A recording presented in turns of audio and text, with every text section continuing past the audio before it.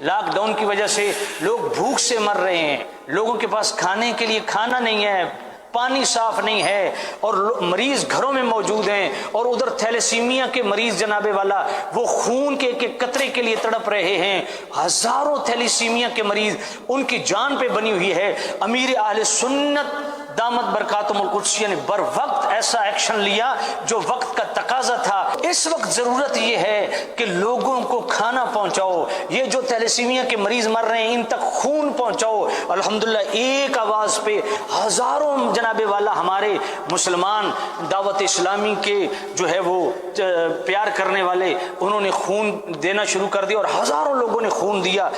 یہ ہیں نباز عصر امیر اہل سنت، اور انہی کے لیے شاید میرے اعلی حضرت نے یہ جملہ لکھا کہ ان حالات میں جب ان وباؤں کی قوم نظر ہو جائے گی تو صاحب بصیرت کون ہے، اللہ والا کون ہے، اللہ سے پیار کرنے والا، اللہ کی خاطر اللہ کی رضا سے اللہ کے بندوں سے پیار کرنے والا کون ہے؟ فرمایا وہ ہے، وہ خدا ترس بندے جو بے قصب یار و مددگار کی اعانت کو اپنے ذمہ پر لازم سمجھتے ہیں۔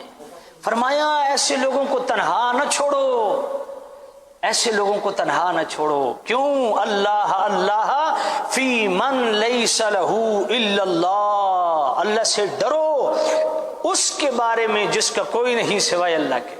اور یہ وہ لوگ ہیں خدا کی قسم کہ ان کی اور اللہ کے درمیان کوئی پردہ نہیں ہے، ان سے دعائیں لو۔